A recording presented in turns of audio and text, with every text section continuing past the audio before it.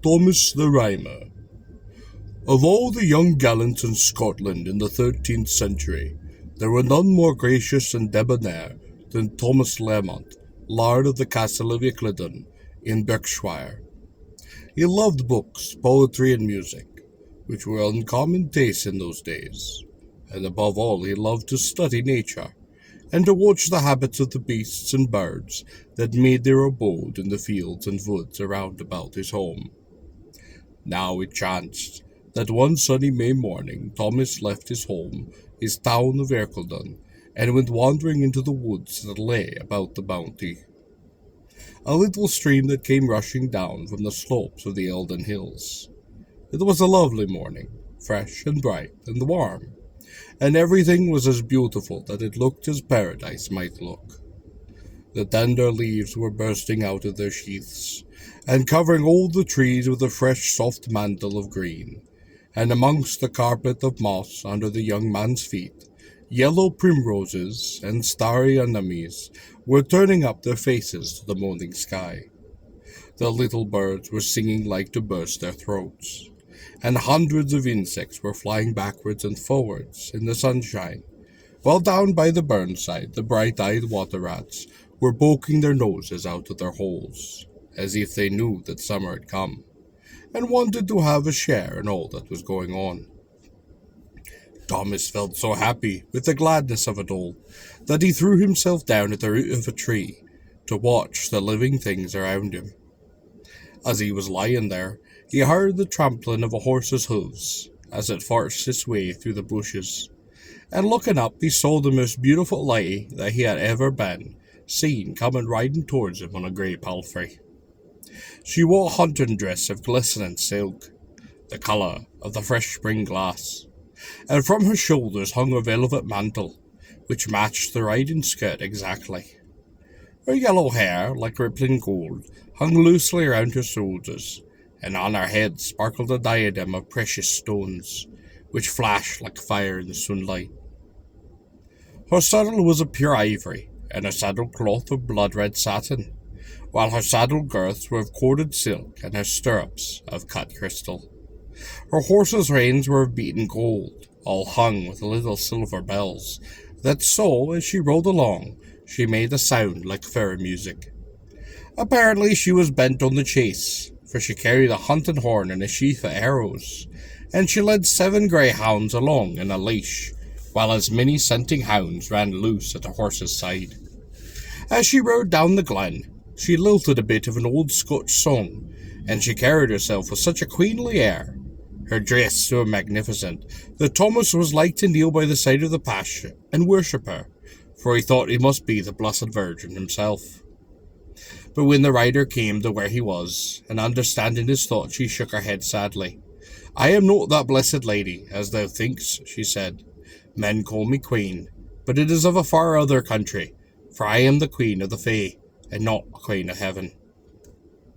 And certainly it seemed as if that she were true, for from that moment it was as if a spell were cast over Thomas, making him forget his prudence, caution, and common sense itself. For he knew it was dangerous for mortals to meddle with the Fae, yet he was so entranced with the lady's beauty that he begged her to give him a kiss. This was just what she had wanted, for she knew that if she once kissed him, she would have him in her power. And to that young man's horror, as soon as their lips had met, an awful change came over her, for her beautiful mantle and riding skirt of silk seemed to simply fade away, leaving her clad in a long grey garment, which was just the colour of ashes. Her beauty did fade away also, and she grew old and wan, and worst of all, her abundant yellow hair went grey before his very eyes. She saw the poor man's astonishment and terror, and burst into a mocking laugh. "I am not so fair to look upon now as I was at first," she said. "Well, that matters little, for thou hast sold thyself, Thomas, to be my servant for 7 long years. For whoso kisseth the fairy queen must in go with her to fairyland, and serve her there till that time is past." When he heard these words, poor Thomas fell upon his knees and did beg for mercy, but mercy he would not obtain. The elfin queen only laughed upon his face, and brought her dapple grey palfrey close up to where he stand. "No, no," she said, in answer to his entreaties. "Thou didst ask for the kiss, and now thou must pay the price. So dally no longer, but mount behind me, for it is full time that I am home." So Thomas, with many a sigh and a deep groan of terror, mounted behind her, and as soon as he had done so, she shook her bridle rein, and the grey steed did gallop off. On and on they went, growing swifter than the wind, till they left the land a living behind, and came to the edge of a great desert, which stretched before them, both dry, bare, and desolate, to the edge of the far horizon. At least so it seemed to the weary eyes of Thomas of Ercildoune, and he wondered if he and his strange companion had to cross this desert, and, if so, if there were any chance of reaching the other side alive. But the Fairy Queen tightened her rein, and the grey palfrey stopped short in the wild career. "Now must thou descend to earth, Thomas," said the lady, glancing over her shoulder to her unhappy captive, "and lout down, and lay thy head upon my knee, and I will show thee hidden things, which cannot be seen by mortal eye." So Thomas dismounted and louted down, and rested his head upon the Fay Queen's knee, and lo, as he looked once more over the desert, everything did change. For he saw there roads leading across it, which he had not noticed, and each of these 3 roads was different. One of them was quite broad and level and even, and it ran straight on across the sand, as though no one who was travelling by it could possibly lose their way. The second road was as different from the first as it well could be. It was narrow, winding, and long, and there was a thorny hedge on one side, and a bare hedge on the other, and those hedges grew so high, and their branches so wild and tangled, that those who were travelling along the road would have had some difficulty on persevering on their journey at all. The third road was unlike any of the others. It was a bonny road, winding up a hillside among the brackens and heather, and golden yellow veins, and it looked as if there would be a pleasant travelling to pass that way. "Now," said the Fay Queen, "an thou wilt, I shall tell thee where these 3 roads lead to. The first road, as thou seest, is broad and even and easy, and there be many that choose to travel on. But thou, it be a good road, it leadeth to a bad end, and the folk that choose it repent their choice for ever. As for the nearer road, all hampered and hindered by thorns and briars, there be few that be troubled to ask where that leadeth to, but did they ask, perchance more of them might be stirred up to set along it, for that is the road of the righteous, and though it be hard, and though it be irksome, it endeth upon a glorious city, which is called the city of the great King. And that third road, the bonny road, that runs up the brae among the ferns, and leadeth no mortal kens whither, but I ken where it leadeth, for it leadeth unto fair Elfland, and that is the road we take. Mark ye, Thomas, if thou ever hopest to see thine own tower of Ercildoune again, take care of thy tongue when we reach our journey's end. Speak no single word to any one save me, for the mortal who openeth his lips rashly in fairyland, they bide there forever." Then she bade him mount her palfrey again, and they rode on.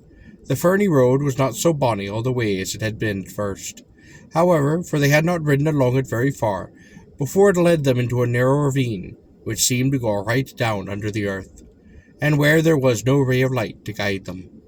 The air there was dank, and it was heavy.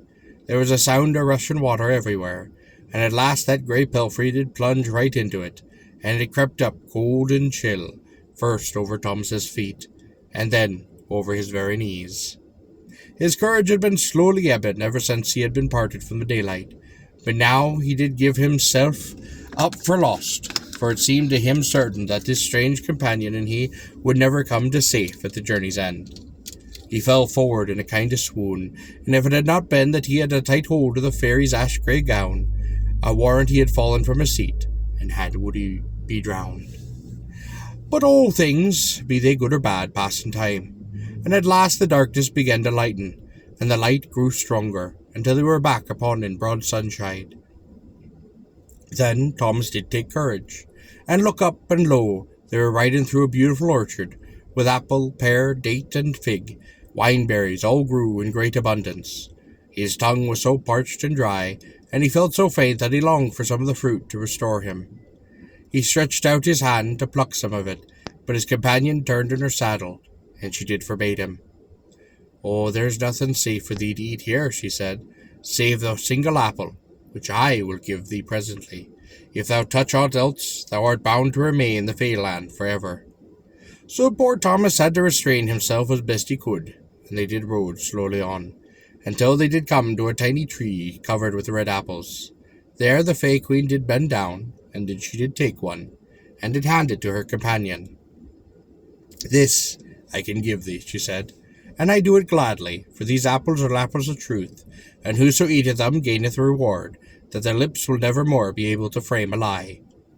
Thomas then took the apple, and he did eat it, and for evermore the grace of truth did rest upon his lips, and that is why in after years men did call him True Thomas.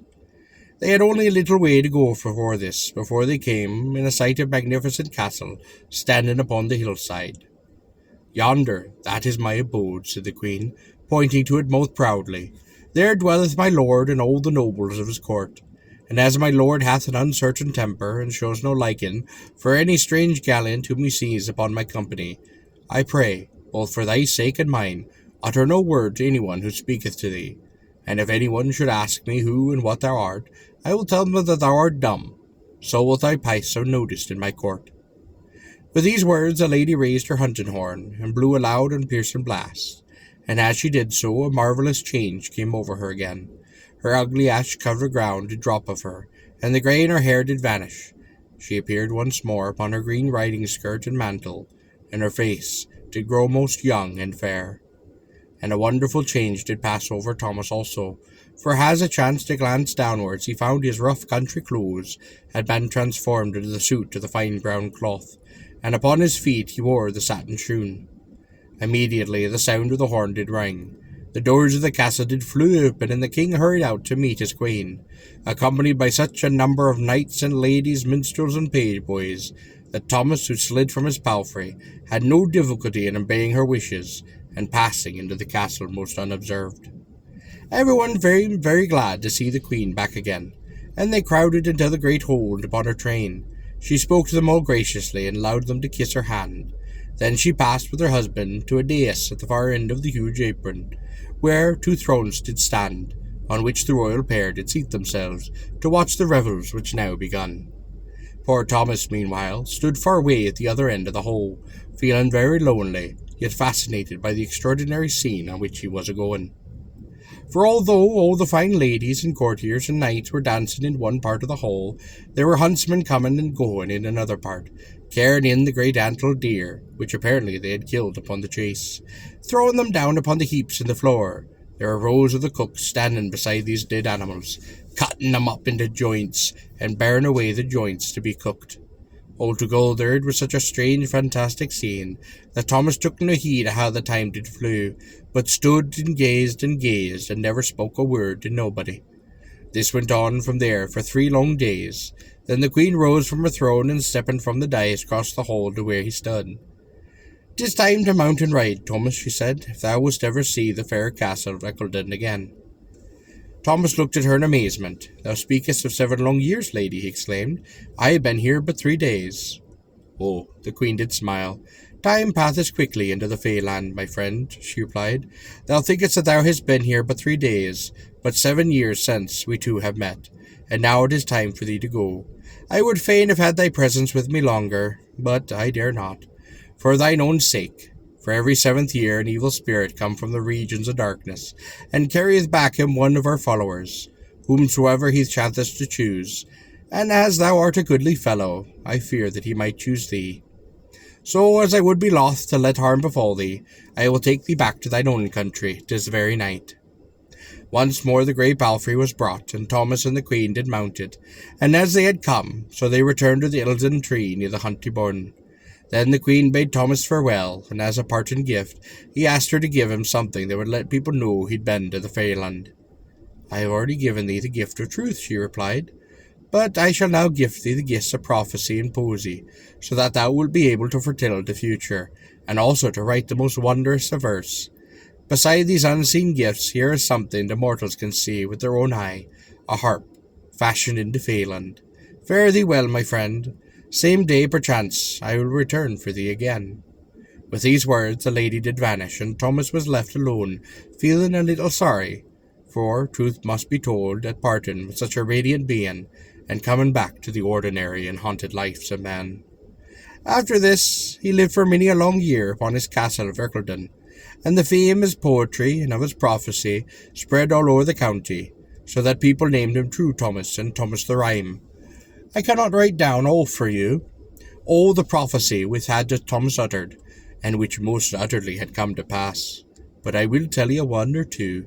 He foretelled the battle of Bannockburn in these words, For the burn of Breed shall run for red, which come to pass upon the terrible day when the waters of the little Bannockburn were reddened by the blood of the defeated English. He also foretold the union of the crowns of England and Scotland under a prince who was the son of the French queen, and yet who bore the blood of Bruce upon his veins. For a French queen shall bear the sun, and shall rule of Britannia to the sea, as ne'er and soon is the ninth degree. Which thing that came true in 1603, when King James, the son of the Mary, Queen of Scots, became monarch of both countries. 14 long years did course by, and people were beginning to fit that Thomas the Rhymer had ever been in failing. But alas, a day did come when Scotland was at war with England, and the Scottish army was resting by the banks of the Tweed, not far from the Tower of Ercildown, and the master of the tower did determine to make a feast, and invite all the nobles and barons who were leading the army to sup with him. That feast was long remembered, for the Lord of Ercildown took care that everyone was as magnificent as he could possibly be, and when the meal was ended he rose in place, and taking out his elfin harp, he sang to his assembled guests song after song of his days of long ago. The guests did listen breathlessly, for they felt that they would never hear such wonderful music again, and so it all fell out. For that very night, after all the nobles had gone back to their tents, a soldier on guard did see in the moonlight a snow-white hart and a hind moving slowly down the road that ran past the camp. There was something so unusual about the animals that he called to the officer to come and take a look, and the officer called his brothers, and soon there were quite a crowd softly following them dumb creatures, who paced so solemnly long as if they were keeping time to music unheard by mortal ear. There's something uncanny about this, said one soldier at last. Let us send for Thomas of Ercildown, perchance he may be able to tell us if it be an omen or no. Aye, send for the Thomas of Ercildown, cried every one at once. So a page was sent in haste to the old tower to rouse the Rhymer from his slumber.